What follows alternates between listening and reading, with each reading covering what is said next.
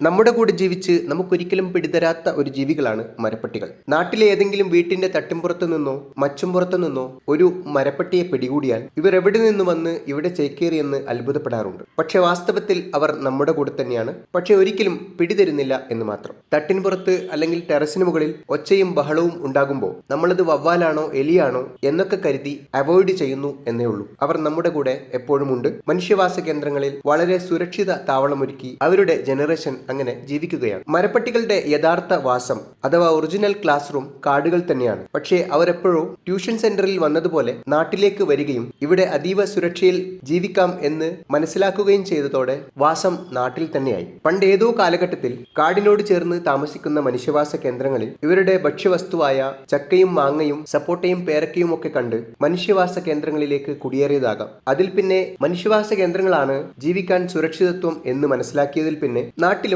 ഇവരായി. കേരളത്തിൽ വെരുക്, മെരു, കല്ലുണ്ണി ഇങ്ങനെ പല പേരുകളിൽ അറിയപ്പെടുന്നുണ്ടെങ്കിലും ഇംഗ്ലീഷിൽ സിവറ്റ് എന്നാണ് പേര്. ഇവരുടെ പ്രത്യേകതകൾ മനുഷ്യർ പണ്ടേ മനസ്സിലാക്കിയിരുന്നു എന്ന് വേണം കരുതാൻ. കാരണം ലോകത്തിൽ ഏറ്റവും വില കൂടിയ കോഫി ഇവർ തിന്ന് കാഷ്ടമിടുന്ന കോഫി കുരുകളാണ്. അത്തരം കാപ്പിക്കുരുകൾക്കാണ് ലോകത്തിൽ ഇന്ന് വൻ ഡിമാൻഡ്. ഇവർ തിന്നുന്ന കാപ്പിക്കുരുകൾ അവരുടെ വയറ്റിലെ ചില എൻസൈമുകൾ ചേർന്ന് ടേസ്റ്റി ആകുമത്രേ. മാത്രമല്ല ഇവർ തിന്നുന്ന കുരുക്കൾ നല്ല പാകമെത്തിയതും ആയിരിക്കും. മനുഷ്യവാസ കേന്ദ്രങ്ങളിൽ വളരെ വിദഗ്ധമായി ഇവർ ജീവിക്കുകയും തങ്ങളെ തന്നെ മറച്ചുവെക്കുകയും ചെയ്യുന്നത് വല്ലാത്തൊരു കഴിവാണ് എന്നാണ് സയന്റിസ്റ്റുകൾ പറയുന്നത്. അങ്ങേയറ്റം സൗണ്ട് ഡിസിപ്ലിനിൽ ആണത്രേ ഇവർ ജീവിക്കുക. മരപ്പട്ടികളെ മരപ്പൂച്ചയാണ് എന്ന് പറയേണ്ടി വരും. കാരണം മരപ്പട്ടികളെ ഇരുട്ടത്ത് നടക്കാൻ സഹായിക്കുന്ന പ്രധാനപ്പെട്ട ഒരു ഘടകം അതിന്റെ വിസ്കേഴ്സ് ആണ്. നമ്മുടെ പൂച്ചകളെ പോലെ മീശരോമം.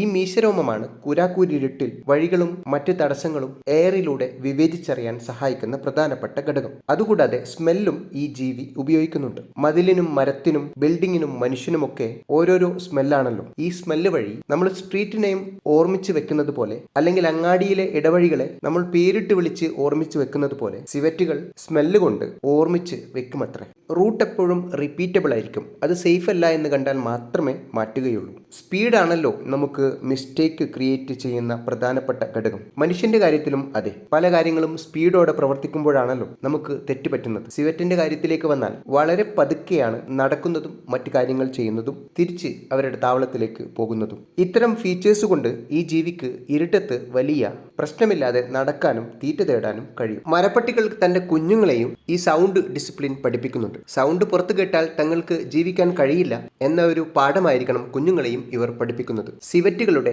അഥവാ മരപ്പട്ടികളുടെ ഫീഡിംഗ് ബിഹേവിയർ ഡിസൈൻ ചെയ്തിരിക്കുന്നത് കംപ്ലീറ്റ്ലി സൈലൻസിലാണ്. സയന്റിസ്റ്റുകളുടെ അഭിപ്രായത്തിൽ ഭക്ഷണം കഴിക്കുമ്പോൾ ഒച്ചയില്ലാതിരിക്കുന്നത് കൊണ്ടാണ് ഇവർ ജീവിച്ചിരിക്കുന്നത് എന്നാണ്. വിചിത്രമായ ആഹാര രീതികളും അതിലേറെ വിചിത്രമായ ചലനവുമാണ് സിവറ്റുകൾ നാട്ടിൽ ഇറങ്ങി നടക്കുമ്പോൾ പട്ടികൾക്ക് പോലും പിടികിട്ടാതെ അതിനെ ജീവിക്കാൻ സഹായിക്കുന്ന ഘടകം. കണ്ടിന്യൂ ഒരിക്കലും നടക്കില്ലത്രേ, ചലിക്കില്ലത്രേ. തുടർച്ചയായ ചലനങ്ങളാണല്ലോ ഒരു ജീവി നടക്കുന്നു എന്ന് മറ്റൊരു ജീവിക്ക് ഇരുട്ടത്ത് വിവേചിച്ചറിയാൻ കഴിയുന്ന കാര്യം. സിവറ്റുകൾ ഒരു കാലടി വെച്ച് അടുത്ത കാലടി വെക്കുമ്പോൾ കുറെ സമയം എടുക്കുമത്രേ. മാത്രമല്ല ഭക്ഷണം തിരഞ്ഞെടുക്കുമ്പോൾ അത് ഒച്ചയില്ലാതെ കഴിക്കാൻ കഴിയുന്ന പഴങ്ങളും മറ്റുമാണത്രേ തിരഞ്ഞെടുക്കുക. ഇനി അഥവാ ആരെങ്കിലും കണ്ടു എന്നുറപ്പായാൽ സിവറ്റുകൾ ഒരിക്കലും പാനിക് ആകുകയില്ല. മറിച്ച് കുറച്ചു നേരം പതുങ്ങി അവിടെ നിൽക്കും. അത്യാവശ്യങ്ങളിൽ അത്യാവശ്യം മാത്രമേ ഇവർ വേഗത്തിൽ ചലിക്കാറുള്ളൂ. രാത്രി 1:30 4 മണിക്കും ഇടയിലുള്ള സമയമാണത്രേ ഇവരുടെ ആക്റ്റീവ് ടൈം. എല്ലാ ജീവികളും ഉറങ്ങി എന്ന് ഉറപ്പുവരുത്തി ചലിക്കാവുന്ന സമയം അതാണല്ലോ. മരപ്പട്ടികൾ ഒരിക്കലും നമ്മുടെ വീട്ടിൽ വാടക തരാതെ താമസിക്കാൻ വന്നവരല്ല. നാച്ചുറലി അതങ്ങനെ ആയിപ്പോകുന്നതാണ്. ഫുഡും മറ്റും ഫോളോ ചെയ്ത് വരുമ്പോൾ ഇഷ്ടപ്പെട്ട പഴങ്ങളും മറ്റും നമ്മുടെ പറമ്പിലാകുമ്പോൾ ടെമ്പററി അവർ അവിടെ താമസമൊരുക്കും. നമ്മൾ അറിയാതെ വന്ന് നമ്മൾ അറിയാതെ തന്നെ പോകുന്ന ജീവികളാണ് മരപ്പട്ടികൾ. അടുത്ത താവളം വേറെ എവിടെയെങ്കിലും ആയിരിക്കും. ഇങ്ങനെ വന്നും പോയും ആ ഗ്രാമത്തിലെ മറ്റെവിടെയെങ്കിലുമൊക്കെ താമസിച്ചും കാലം കഴിക്കുന്നവരാണ് മരപ്പട്ടികൾ.